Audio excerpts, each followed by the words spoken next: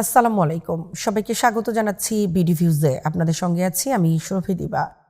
শরীফ ওসমান হাদির মৃত্যু বাংলাদেশের বর্তমান রাজনৈতিক বাস্তবতায় কোনো বিচ্ছিন্ন ঘটনা নয়, বরং এটি একটি দীর্ঘ সময় ধরে জমে ওঠা রাষ্ট্রীয় সংকট, রাজনৈতিক সহিংসতার সংস্কৃতি, বিচারহীনতার ধারাবাহিকতা এবং আঞ্চলিক ভূরাজনীতির জটিল সমীকরণের বিস্ফোরণ। এই মৃত্যু যতটা না একজন ব্যক্তির জীবনাবসান, তার চেয়ে অনেক বেশি একটি প্রতীকের উত্থান, যে প্রতীক বর্তমান বাংলাদেশের রাষ্ট্র ও সমাজের ভেতরের দ্বন্দ্ব, ক্ষোভ এবং ভাঙনের রেখাগুলোকে উন্মোচিত করে দিয়েছে। হাদির নাম উচ্চারিত হওয়ার সঙ্গে সঙ্গেই যে আগুন রাজপথে জ্বলে উঠেছে তা প্রমাণ করে যে বাংলাদেশ এমন এক পর্যায়ে এসে দাঁড়িয়েছে যেখানে একটি হত্যাকাণ্ড আর শুধু আইন শৃঙ্খলার বিষয় থাকে না, বরং তা রাষ্ট্রের নৈতিক বৈধতার প্রশ্নে পরিণত হয়।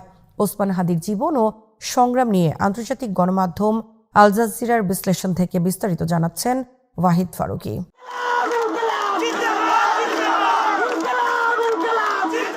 শরীফ ওসমান হাদি এমন এক প্রজন্মের রাজনৈতিক কণ্ঠস্বর ছিলেন যারা স্বাধীনতা যুদ্ধের ঐতিহাসিক গৌরবের সঙ্গে আবেগগতভাবে যুক্ত হলেও স্বাধীনতার পর গড়ে ওঠা ক্ষমতা কাঠামোর সঙ্গে নিজেদের সম্পর্ক বিচ্ছিন্ন বলে মনে করে। এই প্রজন্মের কাছে 1971 কেবল ইতিহাস নয়, বরং একটি রাজনৈতিক অস্ত্র যা বারবার ব্যবহার করে একটি নির্দিষ্ট শ্রেণী ক্ষমতা দখলে রেখেছে। এমন ধারণা তাদের মধ্যে প্রবল। হাদি সেই ধারণাকেই রাজনৈতিক ভাষায় প্রকাশ করতেন। ইনকিলাব মঞ্চের মুখপাত্র হিসেবে তিনি যে বক্তব্যগুলো দিয়েছেন, সেখানে ভারতীয় প্রভাব, দিল্লি কেন্দ্রিক আঞ্চলিক রাজনীতি, 1971 পরবর্তী রাজনৈতিক এলিট এবং নিরাপত্তা রাষ্ট্রের দমননীতির বিরুদ্ধে সরাসরি আঘাত ছিল। এই অবস্থান তাকে জনপ্রিয় করেছে ঠিকই, কিন্তু একই সঙ্গে তাকে রাষ্ট্র ও প্রভাবশালী শক্তির জন্য অস্বস্তিকর করে তুলেছে।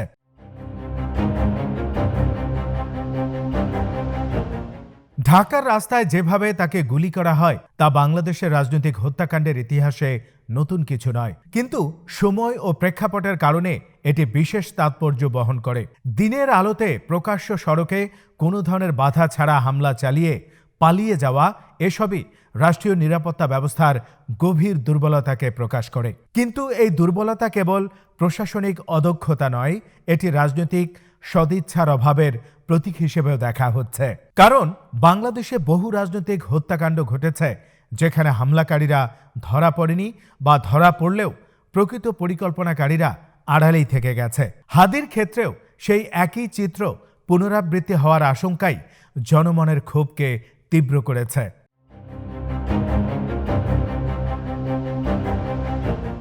হাদিকে সিঙ্গাপুরে নেওয়া আইসিইউতে চিকিৎসা এবং শেষ পর্যন্ত সেখানে তার মৃত্যু।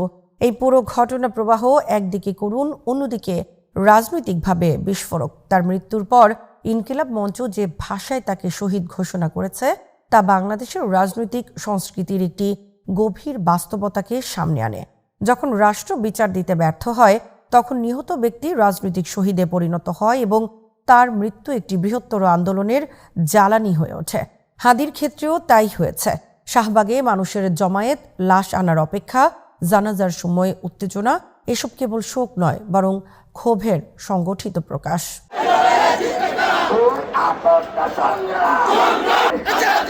এই ক্ষোভের বিস্তার বোঝার জন্য 2024 সালের ছাত্র আন্দোলনের দিকে তাকাতে হয়। ওই আন্দোলনে রাষ্ট্রীয় দমননীতির যে ভয়াবহ রূপ দেখা গেছে তা বাংলাদেশের রাজনৈতিক ইতিহাসে একটি কালো অধ্যায় হয়ে আছে। হাজারের বেশি নিহত, হাজার হাজার আহত, অগণিত গ্রেপ্তার, কিন্তু কার্যকর বিচার হয়নি। সাবেক প্রধানমন্ত্রী পালিয়ে ভারতে আশ্রয় নেন এবং সেখান থেকে রাজনৈতিক বক্তব্য দিতে থাকেন। এই ঘটনাগুলো তরুণ সমাজের মনে একটি গভীর বিশ্বাস তৈরি করেছে যে রাষ্ট্র শক্তিশালী কিন্তু ন্যায়পরায়ণ নয়, রাষ্ট্র নাগরিককে রক্ষা করে না, বরং ক্ষমতাকে রক্ষা করে। হাদির মৃত্যু সেই বিশ্বাসকে আরও শক্তিশালী করেছে।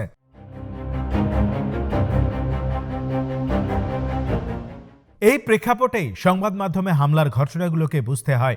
প্রথম আলো ও ডেইলি স্টারের উপর হামলা কোনোভাবেই গ্রহণযোগ্য নয়, কিন্তু এই হামলার সামাজিক মনস্তত্ত্ব অস্বীকার করা যায় না।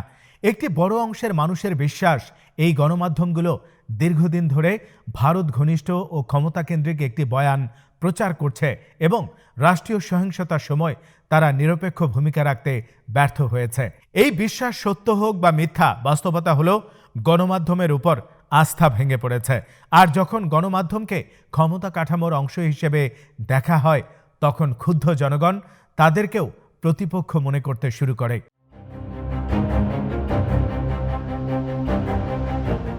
ভারত বিরোধী ক্ষোভ এই পুরো ঘটনার সবচেয়ে স্পর্শকাতর এবং সবচেয়ে বিপজ্জনক দিক। হাদির হত্যার সঙ্গে ভারতের সরাসরি সংশ্লিষ্টতার কোনো প্রমাণ এখনো নেই, কিন্তু রাজনীতি কেবল প্রমাণের উপর দাঁড়িয়ে থাকে না, দাঁড়িয়ে থাকে অভিজ্ঞতা, স্মৃতি ও ধারণার উপর।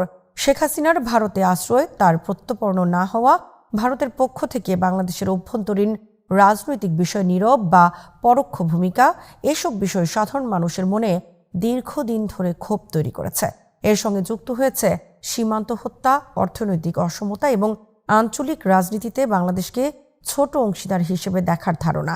হাদির হত্যার পর যখন গুজব ও রাজনৈতিক বক্তব্য ছড়িয়ে পড়ে যে হামলাকারীরা ভারতে পালিয়েছে, তখন সেই ক্ষোভ বিস্ফোরিত হওয়া ছিল প্রায় অনিবার্য।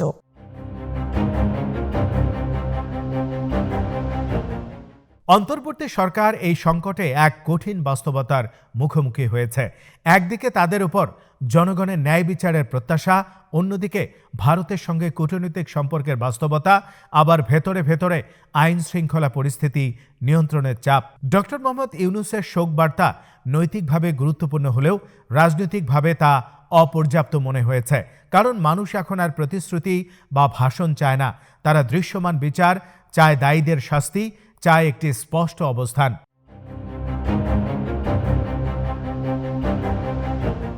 এই পুরো ঘটনা প্রবাহ দেখিয়ে দিয়েছে যে বাংলাদেশ একটি গভীর রূপান্তরের মধ্য দিয়ে যাচ্ছে। আর এটি কেবল সরকার পরিবর্তনের সময় নয়, বরং রাষ্ট্র ও নাগরিকের সম্পর্ক নতুন করে নির্ধারিত হওয়ার মুহূর্ত। আর তরুণ প্রজন্ম কেবল উন্নয়ন বা স্থিতিশীলতার গল্পে সন্তুষ্ট নয়, তারা মর্যাদা, ন্যায় বিচার এবং সার্বভৌমত্বের প্রশ্ন সামনে আনছে। হাদির মৃত্যু সেই প্রশ্নগুলোকে রাজপথে এনে দিয়েছে, আগুনে রূপ দিয়েছে।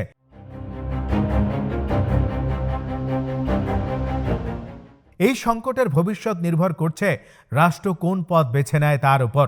যদি রাষ্ট্র আবারও দমননীতির আশ্রয় নেয়, তাহলে হয়তো সাময়িক শান্তি আসবে, কিন্তু ক্ষোভ আরও গভীরে জমবে এবং ভবিষ্যতে আরও সহিংস রূপে ফিরে আসবে। যদি রাষ্ট্র স্বচ্ছ তদন্ত, প্রকৃত দোষীদের বিচার এবং আঞ্চলিক রাজনীতিতে একটি আত্মমর্যাদাশীল অবস্থান নেয়, তাহলে এই সংকট একটি কঠিন কিন্তু প্রয়োজনীয় শিক্ষায় পরিণত হতে পারে।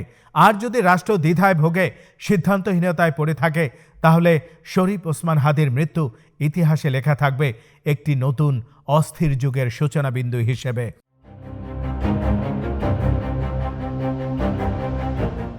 এই মুহূর্তে বাংলাদেশ যে আগুনে জ্বলছে তা নেভাতে হলে শক্তি নয়, দরকার সাহস, সত্য বলার সাহস, বিচার করার সাহস এবং জনগণের সামনে দাঁড়িয়ে দায় স্বীকার করার সাহস।